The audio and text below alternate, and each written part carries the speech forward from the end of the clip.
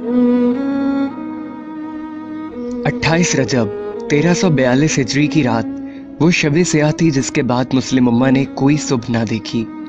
मुस्तफ़ा कमाल ने इस्तांबुल के गवर्नर को हुक्म दिया कि सुबह तुलू होने से पहले खलीफा अब्दुल मजीद तुर्की छोड़ चुके हों। इस हुक्म पर फौज और पुलिस की मदद से अमल दरामद किया गया और खलीफा को मजबूर कर दिया गया कि वो जिला वतन हो जाएं।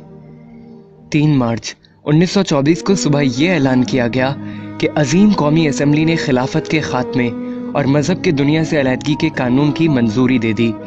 बरतानवी सेक्रेटरी खारजा लॉर्ड क्रिजन ने कहा कि तुर्की को तबाह कर दिया गया है, अब वो कभी भी अपनी अजमत रफ्ता बहाल नहीं कर सकता क्योंकि हमने उसकी रूहानी ताकत को तबाह कर दिया, यानी खिलाफत और इस्लाम। खिलाफत के खात्मे के बाद उम्मत की हालत ऐसी हो गई जैसे परवरिश तलब बच्चा अपने वालिदैन के साए से महरूम हो जाए और खुदगर्ज दुनिया में अपनी बका की जंग लड़ने के लिए तन्हा रह जाए। खिलाफत के खात्मे के साथ ही इस्तेमारी कुफार भूखे भेड़ियों और गिद्धों की तरह इस उम्मत पर हमलावर हो गए। उन्होंने इस उम्मत का खून चूसने के लिए एक दूसरे से लड़ने से भी गुरेज न किया। इस्लामी शरीयत को मुअत्तल कर दिया गया। सरजमीन खिलाफत को छोटी छोटी रियासतों में तकसीम कर दिया गया और हर रियासत को अपना आइन, कानून, कौमियत और झंडा देकर तकसीम कर दिया गया। इस्लाम दुश्मन ताकतें खिलाफत को मुनहदिम करना क्यों जरूरी समझती थीं, इसका पता एक वाक़ये से चलता है।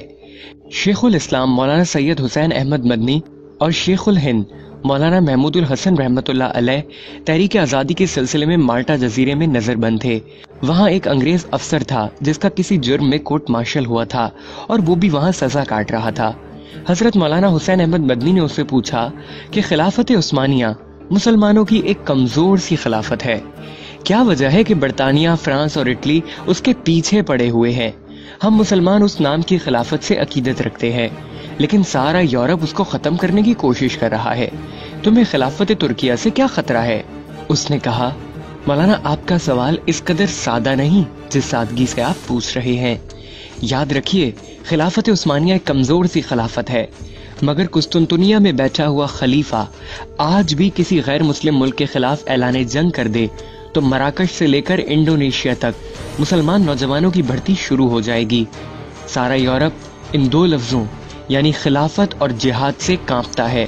यूरोप के तमाम ममालिक मुत्तहिद होकर इन 2 लफ्जों की कुव्वत को खत्म करना चाहते हैं और उन्होंने ये कर दिखाया है। खलीफा अब्दुल मजीद सानी की माजूली और सकूत खिलाफत का इक़दाम उम्मत मुस्लिमा के लिए 20वीं सदी का सबसे बड़ा हादिसा था। मुसलमानों का मुस्तकबिल तारीख हो गया। मुकामात मुक़द्दसा ग़यार के कब्जे में चले गए। आलम अरब में इसराइल ने जन्म लिया। पाकिस्तान 2 लख्त हुआ।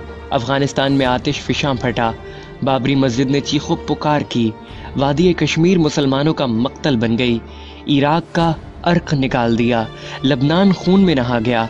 शाम और बर्मा के मजलूम मुसलमानों के खून से होली खेली जा रही है। मुसलमान यतीम और लावारिस हो गए। ज़रूरी है हमारे खवास व आम निज़ाम हयात और तर्ज हुकूमत लेने के लिए अक़वाम मग़रिब की तरफ हरीसाना नज़रों से देखने के बजाय अपना रिश्ता ताबनाक माजी से जोड़ लें और शाहराए खिलाफत पर गामजन होकर एक हकीकत शनास मर्द कलंदर के इस कहे को सच्चा कर दिखाएं कि अपनी मिल्लत पे कयास अक़वाम मग़रिब से न कर, ख़ास है तरकीब में कौमे रसूल हाशमी।